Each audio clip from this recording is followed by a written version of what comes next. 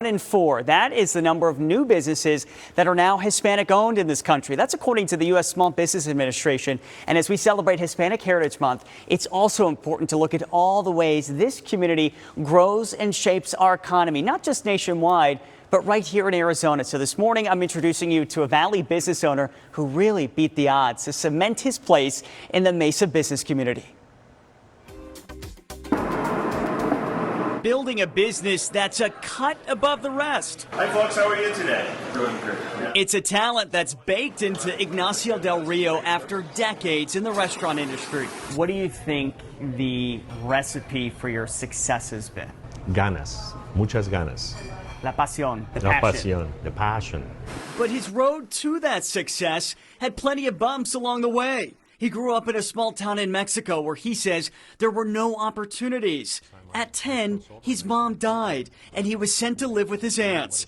At 16, he'd leave his family behind and the only place he ever called home, and made his way to the U.S. But first, he would make a life-changing pit stop in Tijuana. I ran out of money, and about 2 days after that, spent about 27 days in Tijuana, Mexico. I would go to the parks. I will trying to find bags that people left behind when they sat at the benches to talk and enjoy the day, and see if they left any food behind. How did you survive that? I had no choice. It was day by day, one meal a day sometimes, 3 small little meals. So somebody left a torta or pieces of. I mean, there's no choice. I was very scared. But through his fear, Ignacio kept going. Still a teenager, he eventually made it to the U.S. and settled in L.A., working at a gas station, then at McDonald's, and finally at a Mexican restaurant. I started as a dishwasher, and within a few years, I became the president of the company. And that level of success was no flash in the pan. Fast forward to today, Ignacio is the owner of Barbecue in Mesa, here at the US 60 in Stapley. This is the second year in a row that our sales are up 30%. Barbecue is one of the nearly 5 million Hispanic-owned businesses here in the U.S., pumping more than $800 billion into the economy each year, according to the U.S. Small Business Administration.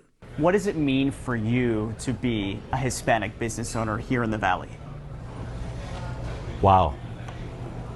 It means a lot. It means I can share my success with my community. I found out that on the other side of the freeway, I have a huge Hispanic population, and I'm going after them. You know, I make sure that I talk to them when they come home. I talk to them in Spanish. ¿Cómo están? How does the Ignacio who is sleeping overnights in the park, picking in the trash, looking for food, eating scraps, not really knowing what his future is going to be, how does that Ignacio go from there to what he is now? I think my survival instinct has always been there. I had no room for defeat. Defeat was not an option. You could do it. Anybody could do it. Just focus and don't let anybody take the passion from you. Yeah, such an inspiration. Ignacio is clearly a success story.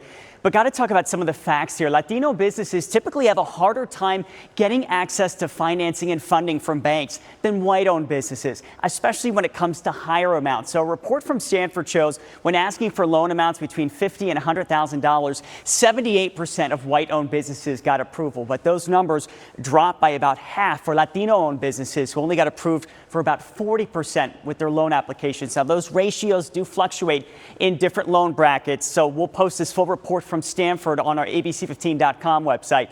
Ignacio is also on the board of the East Valley Hispanic Chamber of Commerce, which also provides a number of resources for these businesses. We'll link to them as well and their resources on abc15.com. Well, he is a true inspiration. Thank you for sharing that, Nick.